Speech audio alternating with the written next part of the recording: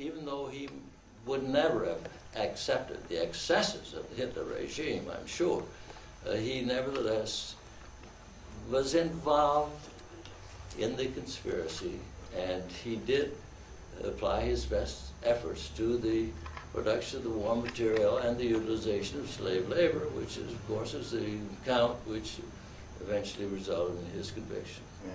Assessing the relationship in the light of what happened in this tyranny, and trying to evaluate the personality of Albert Speer, I would say that Speer sought to carry out the dreams of Adolf Hitler for building a greater Germany. I think that is the thing that intrigued him. You know, he was a young man. Here he suddenly is given the opportunity to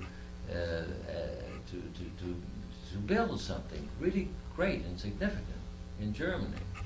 I'm sure at the outset he had no thought whatsoever that there was to be a payment for this. Then, when the war was initiated,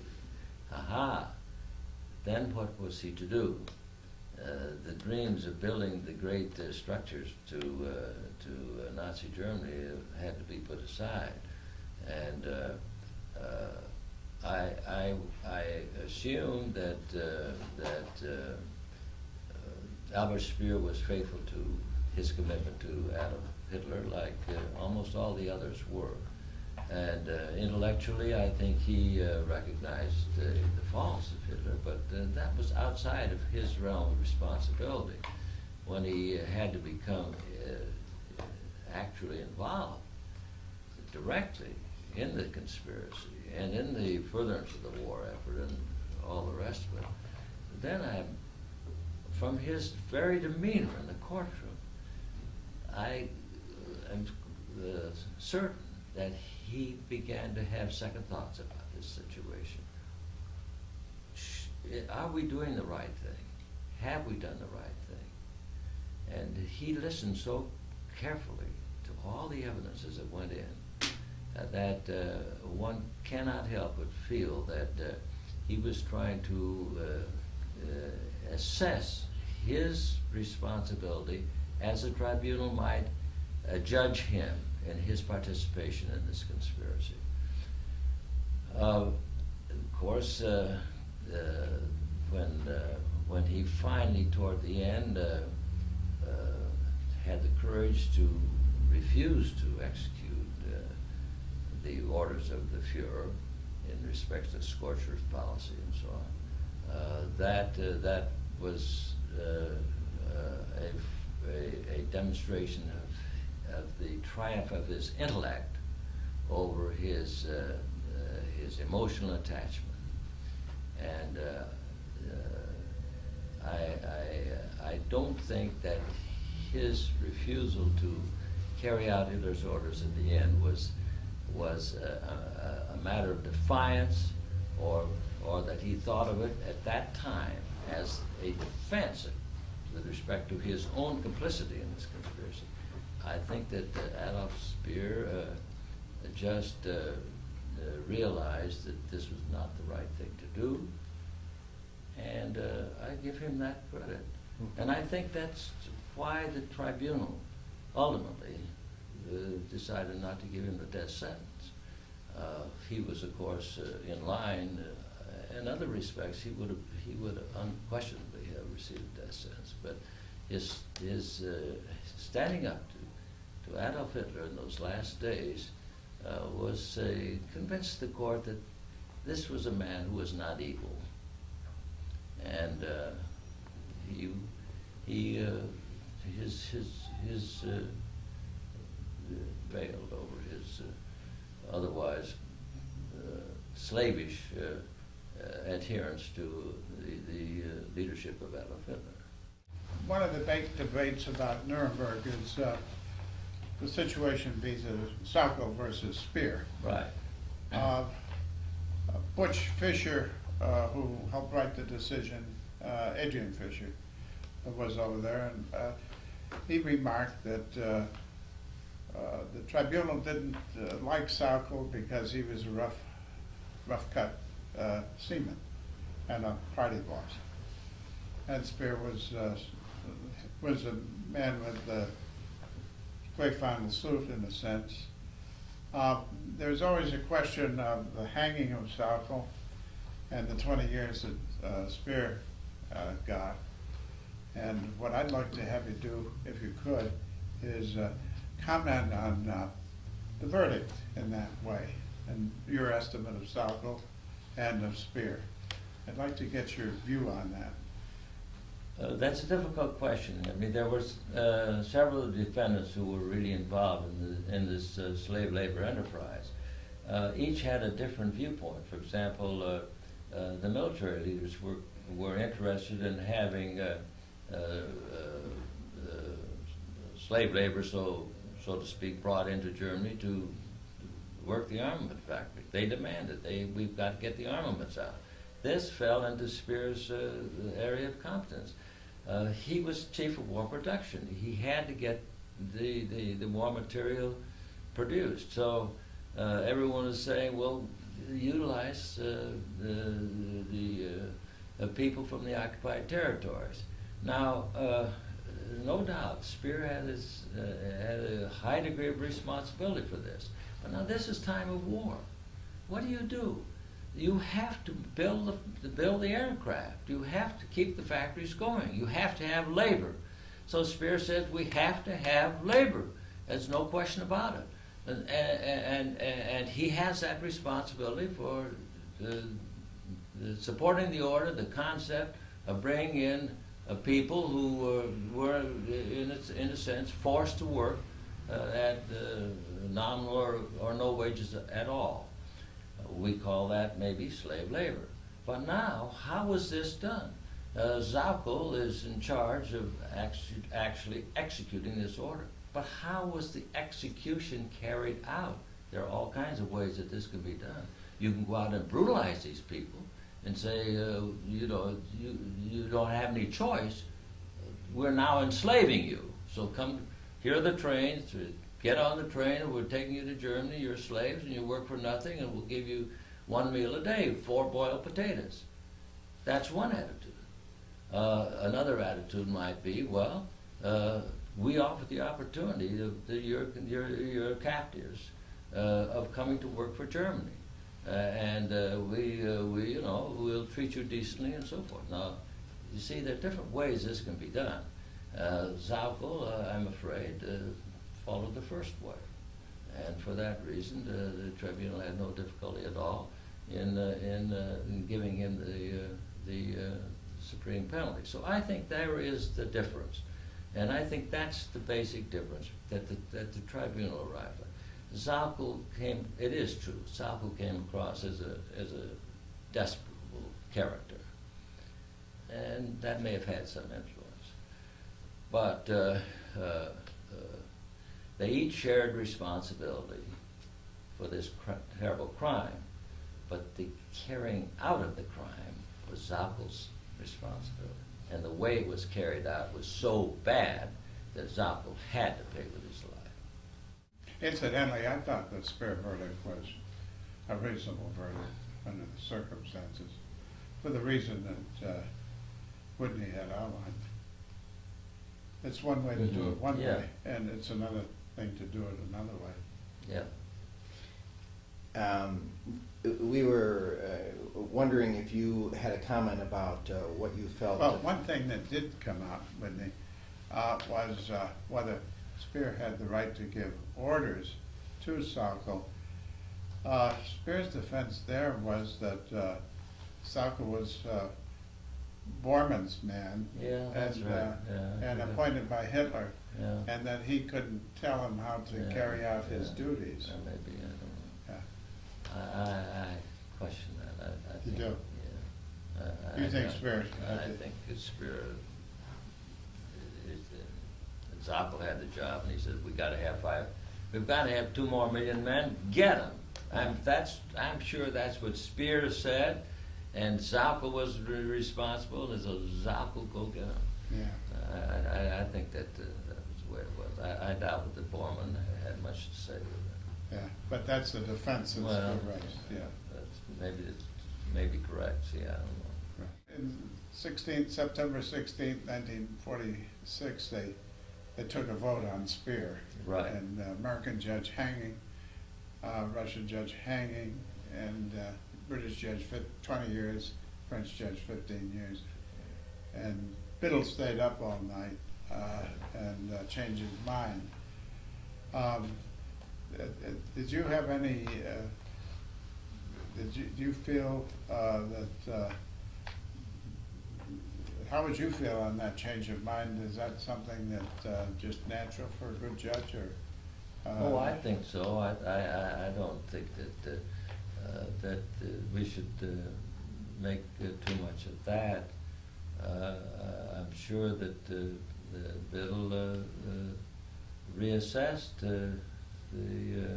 the role that Speer played, and others on the bench. You know, we had to have agreement of 3. Yeah. So somebody had to give in, and I just think that was a compromise. Yeah. I don't think. Right, there's nothing. I don't think there's anything really significant about that. Right. Okay. Can I have this Right. sheet of paper? Thank you. One of the other questions we were interested in, if you had a comment on, the focus was often on Goering during this time, but and Goering was thought to be the most important. But the bottom line is that, at least certainly near the end, it probably was Speer who was the more important of the two, because of, you know, Goering's drug problems and God only knows what else. Would you feel comfortable commenting about that? The important, which of the individuals? All right, let's talk about the focus. Was the focus on Goering justified, or should it have been on Speer? Oh no, I think the focus was proper on Goering. I mean, Goering was the number 2 Nazi. There's no question about that all the way through, and toward the end, of course, when he had his fallout with Hitler. But even then, Goering pretended at least that he was loyal to Hitler. But there's no doubt that Goering was the number 2 Nazi in the regime. He was to be Hitler's successor and so forth. So no, I wouldn't say that Speer. If you're talking about position in the hierarchy, now if you're talking about its effective leadership toward the end of the war, well, that might be a different thing. Maybe Speer had more influence with Hitler at that time. I don't know about that. That's a different question, if that's what you mean. But as far as the hierarchy is concerned, there's no question that Hermann Goering was the number 2 man. So, Whitney, what you would say is Goering was number 2, as you say, in the structure of the Third Reich. Right. But you would probably concede that in terms of actual power of running the Third Reich, because of his dominance of the You mean influence with Hitler. With Hitler? That was probably, would you say, Speer? I think the very possibly the Speer could have had more influence with Adolf Hitler than anybody else, because Hitler was his own dictator. I mean, he wouldn't pay any attention to Hermann Goering at all. He'd say, Goering, this is what we're going to do, and do it, and everybody else. Now it may be, and you know this far better than I do. It may well be that Speer, who was close to Hitler, intimate with Hitler, close by, had more actual influence with Adolf Hitler, but how was this manifested? I don't see it manifested anyplace. Well, I think the big thing was that he had gradually accreted a lot of power over the war production economy. He didn't have Air Force at first, then he got the Air Force, and he got more meetings with Hitler, more access than others did. He had a raison d'etre for dealing with Hitler on a close range, because aircraft production and armaments production was the key to Germany's holding on. Well, but Hitler knew that. Yeah, but and I have no doubt that Hitler probably told Speer, we got to get better production, and it may well have been the other way around. Speer may not have had influence with Hitler, and you know, toward the end. Speer didn't have any real influence with Hitler. I mean, I'm sure that Speer opposed Hitler's Right. scorched earth policy, but it didn't work out. Well, my impression when he had to go behind Hitler's back. Right, and he did it. And he did it. And he told Hitler about it. Now, one point, however, is it seemed to me in the history of the war, as the Air Force went down and couldn't defend Germany's cities, then Goering lost his Oh, influence. there is no doubt about it. Yeah, You are right. absolutely right about that, and I'm sure that Goering lost stature with Adolf Yeah, Hitler yeah. completely. Yeah, so- Oh, there's no doubt about that. You're right about that. So- Absolutely. And Speer was the Deus Ex Machina that was gonna try and recoup all that production. That's right. Yeah. Because you had Schweinfurt was hit by the ball bearing raid very badly. That's where the ball bearings were Right. made. And then Hamburg was hit badly, and Goering stood some terrible tantrums from Hitler. Oh, And then absolutely. failure to protect Stalingrad That's right. in So- February 1943. Yeah. I think as we discuss it, it seemed as though the rivals' influence, Goering, as he, although he named nominal number 2, his influence went down with each of these raids. I don't doubt that Yeah. at all. I don't And doubt that. Spears went up because he produced a lot of I armaments. think you're absolutely right. If we could take that question just a little bit further, and that would be at the actual Nuremberg trials themselves, how influential do you feel that Hermann Goering was amongst the defendants as opposed to Albert Speer? I mean, it seemed to be that there was a rivalry that was going on between the two of them for personal power at that time. And Frank, for example, was one of the people that I think Speer felt that he could get to come over and basically make a confession and say, you know, what we did was wrong. I mean, he did say that informally a couple of times.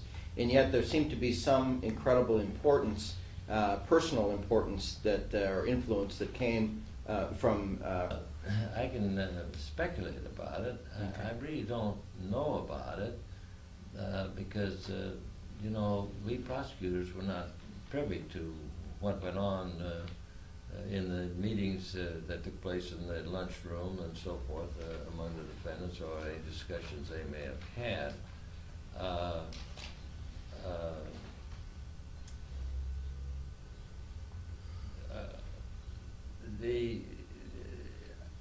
I think that that Goering obviously sought to assert his leadership over the other defendants.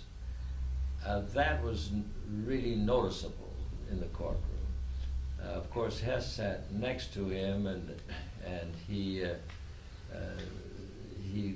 would frequently indicate his irritants at Hess's inattentiveness as the trial proceeded. Of course, he was far removed from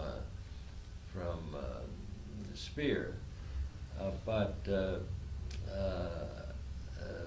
I didn't notice that Speer was making any particular effort to dominate the other defendants. That didn't show up at all. So I don't know what happened outside the courtroom. I think really the truth is that each of the defendants was thinking about his own skin, what is going to happen to me. And I don't think that anybody was able to keep them together cohesively to establish a uniform defense or anything, or to take a particular attitude that we will cooperate, say, or something like that. I think each man with his attorney was seeking to defend himself to the best of his ability. I know that's true in respect to my defendant. Nobody influenced him. He had his own line of defense, and he stuck to it, and that's it. So I'm doubtful that there was as much influence by defendants, or as much effort by any of the defendants except Goering. There is no doubt that Goering sought to at least represent that he was the leader of the group of defendants. He tried to maintain that position. I don't think he was very successful with the defendants. And I don't know whether anybody else really sought to do that or not. And I don't know the answer. I'm guessing that Speer likewise was really more concerned about his position in the conspiracy. He was interested in the conspiracy itself, and I have a feeling that he would have disassociated himself with any leadership effort by Goering. I'm sure that he would not be influenced by Goering at all. They hated each other, didn't Yeah. they? I don't know, but I'm very well satisfied that Speer considered himself as far more objective about the role of the individuals, defendants in this proceeding, and in history. Goering's view was, well, we're all going to be killed, and we'll make the biggest splash we can make now, so that 50 years from now, they will be putting statues to all of us throughout Germany. That was Goering's idea, and Goering conceded his execution at the outset. He had no doubt that he was going to be executed. So his whole game plan was to make the greatest play for the revival of Nazism and for the rightness of Nazism and for what they were trying to do for Germany and all that, to make himself a hero 50 years down the road. Of course, 5,000 years will go down the road, and Hermann Goering, nobody will think a word of Hermann Goering. Okay, They might think a word of Albert Speer, though. They might think a word of Albert Speer. I wonder, that's an interesting question. 100 years, well, we've gone 50 years. Yeah. Now, at this point, what is the German assessment of these two men, I wonder? Well, I think that I think that Speer will come out far. the answer is that Whitney, that Speer saved Germany from destruction. Well, absolutely, and that And- will go in the books. Yeah, and when he was released Absolutely. from Spandau prison, and I wrote an article on Speer when he was released on October 1st, 1966, and the Der Spiegel carried my headline and the big story on Speer, my comment, Speer saved Germany. That's what they said. Mm-hmm. And That's right. That's a one good thing point. that, he said to me in an interview at the Hotel Hirsch in Heidelberg in July 30th, 1981, he was saying to me as we went into the dining room at the Hirsch Hotel, oh, he says, I'm totally forgotten. I'm forgotten in Germany. Nobody remembers me. Go in the dining with my son and Speer and myself. All conversations stopped. And, and at the hotel, the Grand Hotel, when I was staying there on that trip, operators, when I went in the old city and the courthouse to visit, the operators were agog when I came back. 5 o'clock, Albert Speer called you. I said, what? Yeah, well, the Albert Speer called you. And I went up the room and I took the call and I said, hey, Speer, what do you want? Well, he said, where are you staying in Heidelberg? I said, well, I'm staying in such and such a hotel. He said, Heidelberg is a very old city. It's 15 centuries, whatever centuries it is. You have to stay at a historic hotel, the Hotel Hirsch.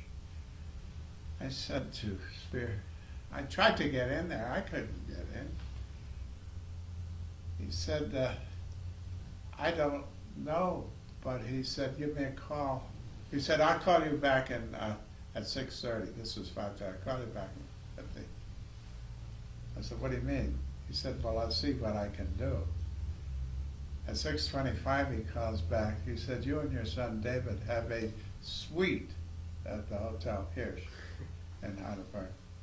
So it was the best place, room in the place. Well, he said he had no influence. My God, when we did that, I did a television show in 1981 with Speer, earlier in January, and it was shown all over Germany, and we got rave reviews. So he was a hero. Well, that really involves my entire speech. See, what is the exciting things about Nuremberg? That was the role. See you tomorrow night. He That's says. the role I played in Nuremberg, not Henry's role. I don't think that's necessarily appropriate. Okay, all right. I'll answer that. Yeah. The exciting things at Nuremberg were, first place, getting there and seeing the whole city obliterated. And it gave me a sense of conviction that you can't have this happen again. I mean, walking all those ruins every day. I got up early as I do today, and I was first in for breakfast at the Grand Hotel, walked to the courthouse, and walking through those streets and seeing people in rags and no food and everything. And this beautiful city, with the destruction that had been wrought, I got a sense of conviction, and it's never left me.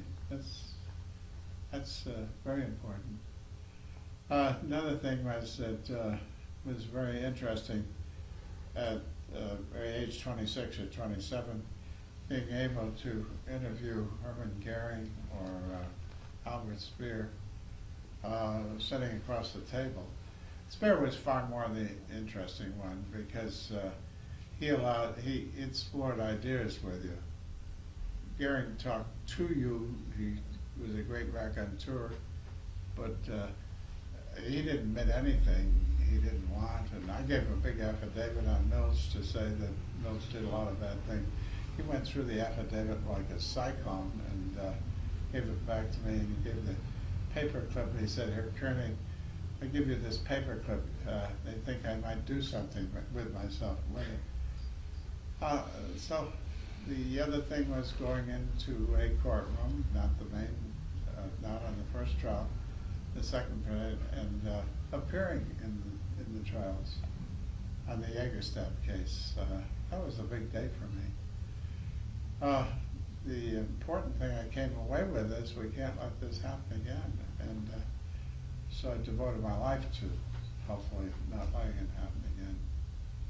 It's a pretty heady experience for a person at that age, and I also was a great friend of the press over there because we owned part of some newspapers in Connecticut, and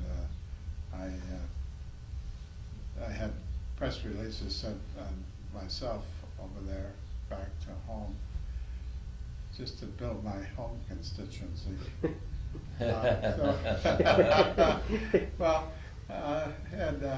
Can you imagine writing the closing brief on a Milch case, closing statement for Milch, and being able to roam at will through the realms of history as you wrote the statement? It was a joy. I drove the secretaries crazy because Virginia Sheridan said, "Well, you know, you go 24 hours straight, I can't take this anymore." But it was the conviction that kept me going, and it was a pretty exciting period. I can't think of anything in which we differ. Yeah. You know, we have a little committee here for former Nuremberg prosecutors for International Criminal Court, and Henry and I are very supportive of the International Criminal Court. Henry and I were NGO delegates of this committee that I organized at Rome, and we thoroughly support the concept of a permanent International Criminal Court, and I'm very convinced that if Justice Robert Jackson were alive today, we would have a firm spokesman in our corner, somebody that was really persuasive, that really would help us. We're not that important. We're just little people in this world. But I admire Henry. I've always admired him. He's a man of complete integrity, absolute integrity, and he stands for what's right in the world. And I think we're intimate in this degree of friendship. And Whitney, you're an inspiration to all of us, I think. I like that letter to the president. I couldn't have been better. And it's, you know, we have the, what it's tantalizing is we have a better world within our grasp, but we have to reach for it. And some people who haven't experienced the horrors of war and all that don't want to go there. And but we're going to get there. I'll say that emphatically. We're going to get there. But that's the bond that holds us together, is the fact that there is a better world out there, and we can make it happen. Yeah, and the other Right. thing is our personal friendship. Right. Get a picture of this. Right.